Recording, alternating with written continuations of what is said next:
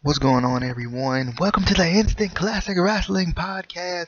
Hope you guys are excited. We're talking TNA Impact for 6/19/2014. Guys, this show was packed. There was a ton of title matches.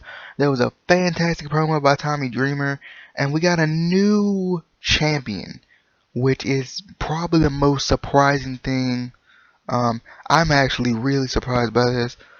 Um, it kind of just makes me think, for one, that MVP's injury is a little more serious than just he's going to get off these crutches in not too long from now. I mean, I feel like the injury's got to be pretty serious for them to drop the title to who they dropped the title for them to drop the title to the person they dropped the title to tonight.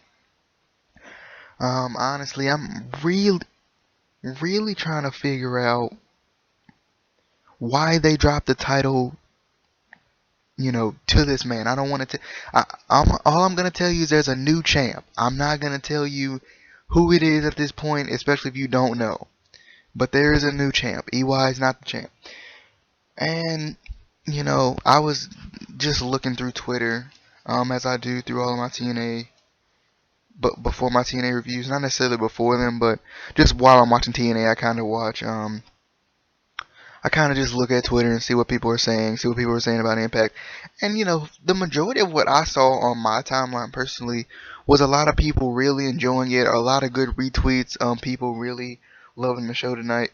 But it was just one or two people who were just ridiculous, like, because EY lost the title, obviously there's going to be a comparison to Daniel Bryan losing the title.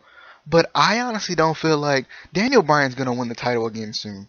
I don't think EY's going to win the title again soon. You know what I mean? So I'm hoping these comparisons, compare all you want to for this one. Okay, EY's not the champion. Daniel Bryan's not the champion.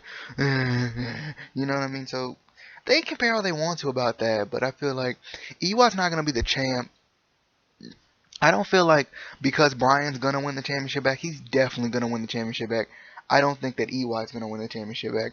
I try my best not to make those comparisons because I feel like I don't think it's, right to compare it like that. Like, I mean, I don't think TNA's copying everything WWE does. Like, even though people are so picky about it that they think that that's actually what's going on.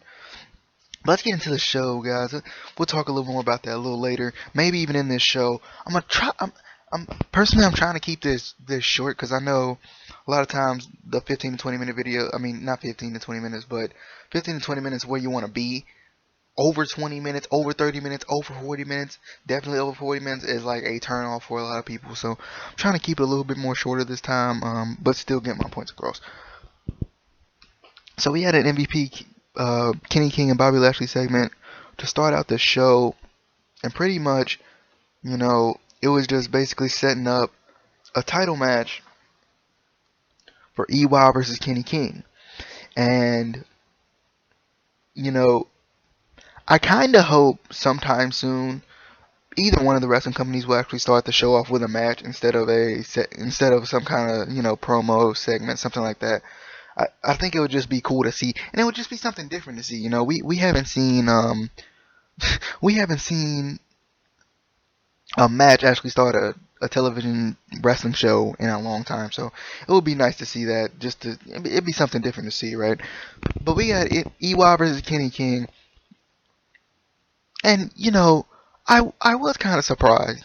There were 4 title matches tonight, and basically, I was surprised that this title match was first. This was the first match of the night, but it made sense because there was another title match later.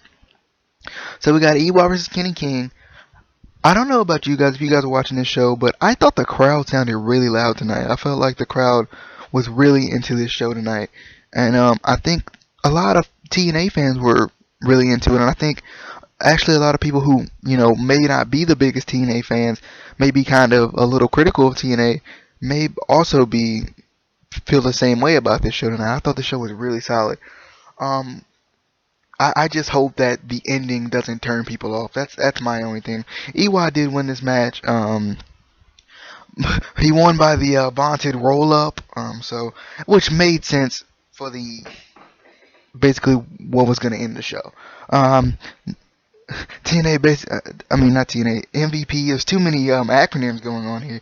MVP says basically this is not a game. He's going to set up the Bobby Lashley versus EY for the title at the end of the night. That tells you exactly who won the title tonight, which is surprising because Bobby Lashley is such a quiet guy, for one. So it's, personally, I mean, I'm surprised by it because he hasn't said much, and that makes me think maybe he's going to turn on the group. But then again, there's also another thing that happened at the end of the night tonight where Bobby Roode came back that could set up something cool as well. So basically, he messed up MVP's cutting a promo. He seemed really angry. The realness of his anger was really cool to see. He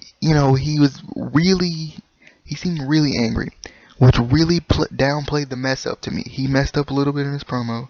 He got caught up. He stumbled on his words at one point in the promo, and he used it as frustration. He was like, he was saying something. He got caught up. He was like, he was acting like he was upset. This felt like a shoot to me, honestly. It really did. This felt like a shoot to me. It felt like it was kind of somewhat planned, but a lot of it didn't seem kind of planned. I felt like, then after this, promo that basically set up the title match at the end of the night, and I mean, basically there was a segment here where it was like, take your shirt off, Earl, because, obviously, being the director of wrestling operations, you have that kind of leeway to fire people, if they're out of line or whatever. So he felt like Earl was out of line. So basically he was like, you're fired, Earl, take your shirt off. And I felt like that was really Attitude Era-ish. Because, the Attitude Era was a lot about embarrassing other people, embarrassing especially referees. And also MVP went out and smacked the ring beller, the bell ringer, the ring beller. He smacked the bell ringer, which also felt kind of Attitude Era-ish to me, with the authority figure kind of taking it out on someone smaller than them, especially the bell ringer. But anyway, next we had the Wolves defending their titles in a three-way tag team match. So we had Abyss and Willow, which was the mystery team. We had the Wolves, and we had Samoa Joe and Austin Aries. It was good to see Abyss and Willow be a tag team tonight. That was really cool to see, considering they were kind of pushing it last week and also pushing the Bram Magnus tag team thing as well. So, they pushed that tonight as well later on. So we had Willow and Abyss, and I was just really excited because, that's two veteran guys, working together for the first time, which can be kind of weird. But then again, you got to think that's still a cool thing to see, TNA having some kind of veteran tag team type thing going on. My question was, though, is it going to be Willow and Matt Hardy? Matt Hardy's coming to the New York tapings. So is it going to be Willow and Matt Hardy? Or is it going to be, Jeff and Matt Hardy? Is Jeff Hardy going to come back for that one night? I guess it would be cool to see Jeff Hardy back and then see the Willow come back after that. I thought the Willow falling spot where he just fell backwards on everyone, that was a funny spot to see. The Wolves do retain their titles though, and basically MVP says, you know what? You're not done yet. I'm not going to throw you out yet. You get to face against Bragness, or I guess you could say Ma'am. Bragness sounds a lot better though. You get to face against Bram and Magnus, or Bragness as I'm going to call them. So after that match set up, pretty much, you had the Dixie and Tommy Dreamer angle. The promo that Tommy Dreamer cut in this angle was probably one of the greatest in TNA history. If you want to watch One Piece, I'm talking about One Piece of promo gold. I feel like you should go back and watch at least this promo. If you're not gonna watch anything else from this show, at least this promo. And go watch Eric Young's Power Driver on Bobby Lashley, because that was sold so well. But Dixie Carter once again mentions the Twitter machine, which she should never even say again, because no. The Twitter machine. Oh my. I don't even know if she knows how old that makes her sound. Like, that makes her sound like she's like freaking 70 or 80, dude. Like, she knows nothing about technology, and it's really funny.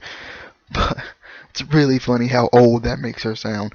But basically, they were having this embrace because, this was a really emotional promo. It looked like Tommy Dreamer was gonna cry, and it also looked like Dixie Carter was gonna cry. It looked like they were both, gonna cry. I think, Tommy Dreamer actually did shed a tear. But the TNA Impact fans tonight were chanting ECW, which was great. And actually, Tommy Dreamer said ECW, which was also, also cool. Also got a good pop from the fans. I mean, basically they were having this embrace. And EC3 attacks Tommy Dreamer from behind. I don't think this is gonna set up anything. I just feel like, they're just trying to show EC3's dominance, the hardcore American icon at this point, with his 3 victories over legends at this point. But I mean, I felt like this segment seemed really personal. It seemed like it was really well thought out, really personal, and told the truth to me personally. I felt like it really told the truth. So next we had Bragness versus the Wolves for the TNA World Heavyweight titles. World Heavyweight Tag titles, excuse me. Sounding like MVP right now. The World Heavyweight Tag of the team. World Heavyweight Tag. The tag titles, darn it. The TNA Tag titles. We had the TNA Tag title match. The second match of the evening. And basically this was just a thing where MVP wanted Bragness to beat up on the Wolves. Basically, they got disqualified, got hit with a chair and all that. They were paid a little extra money for that. Next, we had a Gail Kim Taryn Terrell segment. At first, when I saw Gail Kim, I was like, oh yeah, Gail Kim's got it. But then again, I was like, Gail Kim, that skirt though, it is really short. But when she fell on the ground, when she got knocked on the ground by Angelina Love, when the beautiful people came out, it was actually a skirt. It's a skirt. I think it's what's called a skirt. A shirt skirt. A short skirt. The skirt that's shorts, darn it. A skirt. I'm pretty sure it's a skirt. Anyway, Angelina Love and those white pants. She should wear those every night. Those are great. Those are pretty good. I like those. Next we had our main event of the evening. We had Eric Young versus Bobby the Lashley. They're only calling him Lashley, but his name plate still says Bobby Lashley, so I think they're just calling him Lashley oh my. I think they're just calling him Lashley just to short. There's too many S's in these words right now. I think they're just calling him Lashley just to shorten it up, because his nameplate still said Bobby Lashley. But this match was also set up earlier in the night, and it was stated that everyone was going to be thrown out. It's going to be somewhat of an empty arena type match. And, the empty arena thing, completely empty arena, no fans, stuff like that, worked with the Sting and Kurt Angle brawl, but it was just a brawl. It wasn't a real match.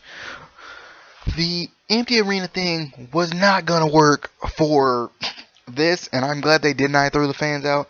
The reason I'm saying it wasn't gonna work. This crowd was really live. This crowd was really lively tonight.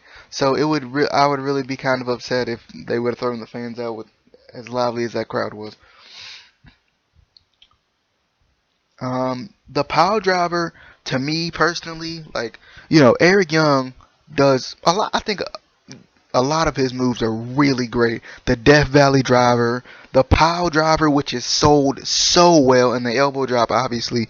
But the pile driver, I think it was sold well tonight on both ends. Obviously Eric Young, and then Bobby Lashley. I feel like the pile driver though can be really dangerous if the guy's head keeps slipping from between Eric Young's legs, because it looks good. Like, it looks like it legitimately hurts, but it looks like it could break someone's neck as well, and we don't want that.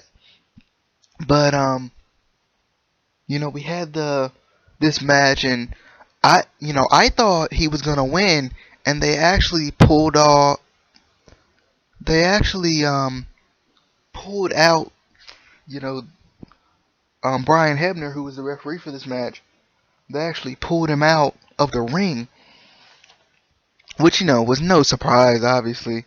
But when he hit that power driver, I thought it was over, dude. I really did. The way Lashley sold it, the way it was hit was just really good. But Lashley, off the distraction, I'm pretty sure it's by Kenny King. Lashley hit a spear, which was sold really well by Eric Young as well. And Lashley wins his match, and he is the new TNA World Champion. I really hope they don't go the Evolution route, the Evolution the first time route, where Evolution broke up, where one of the other guys besides the Authority figure wins the championship, and the other two turn on them. The thing about it is, I don't think MVP's in any condition to compete at this point. So, and that's probably, I don't think this is the way they wanted to do it. I think they wanted to have MVP win at Slammiversary, but because MVP's hurt, they did it with Lashley, and I guess they're gonna do something different at this point. I feel, Bobby Roode did come out to help save Eric Young. His arm was trapped in the chair, and Kenny King was about to step on it. Why Bobby Lashley didn't do it? The actions first guy anyway, who doesn't talk much, but supposed to be this legitimate heel, but it's kind of hard to believe with no talking. So why he didn't stomp on the chair, I don't understand.